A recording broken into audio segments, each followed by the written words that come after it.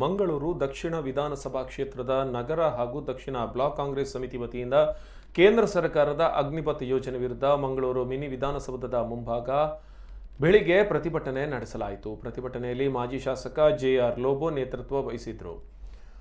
ಈ ಸಂದರ್ಭ ಕೇಂದ್ರ ಸರ್ಕಾರದ ವಿರುದ್ಧ ವಾಗ್ದಾಳಿ ನಡೆಸಿದ ಅವರು ಬಿಜೆಪಿ ದೇಶ ವಿರೋಧಿ ಬೀಜವನ್ನು ಬಿತ್ತಿದ್ದು ಅಗ್ನಿಪಥ್ ಯೋಜನೆ ಮೂಲಕ ವಿಭಜನೆಯ ಯತ್ನ ಮಾಡಿದೆ. ಉದ್ಯೋಗಾವಕಾಶ ಇಲ್ಲ, ಆರ್ಥಿಕ ವ್ಯವಸ್ಥೆ ಕುಸಿಯುತ್ತಿರುವ ಸಂದರ್ಭದಲ್ಲಿ ಸರ್ಕಾರದ ಈ ಯೋಜನೆ ದೇಶವನ್ನು ಇನ್ನಷ್ಟು ಅಧಪತನಕ್ಕೆ ತಳ್ಳಲಿದೆ.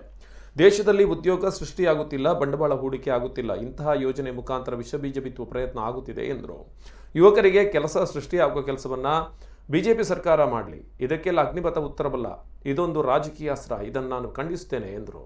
ಅಗ್ನಿಪಥ ರಾಜಕೀಯ ಪ್ರೇರಿತವಾದ ಬಿಜೆಪಿ ಅಸ್ತ್ರವಾಗಿದೆ. ದೇಶವನ್ನು ನಾಶ ಮಾಡುವ ಅಗ್ನಿಪಥ ಯೋಜನೆ ಎಲ್ಲರೂ ವಿರೋಧಿಸಬೇಕು ಎಂದು ಜೆಆರ್ ಲೋಬೋ ಕಿಡಿಕಾರಿದರು.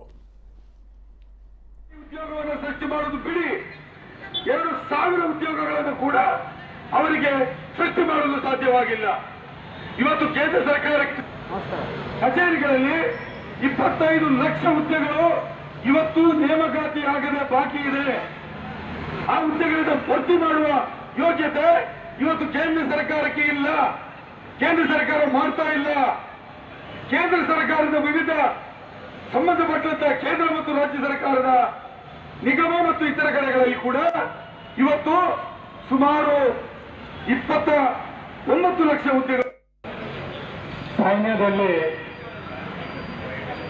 ಅಗ್ನಿಪಥದ ಮಾದರಿಯಲ್ಲಿ ರೂಪದಲ್ಲಿ ಯುವಕರನ್ನು ಸೈನ್ಯಕ್ಕೆ ಸೇರಿಸುವಂತ ಒಂದು ಚಿಂತನೆ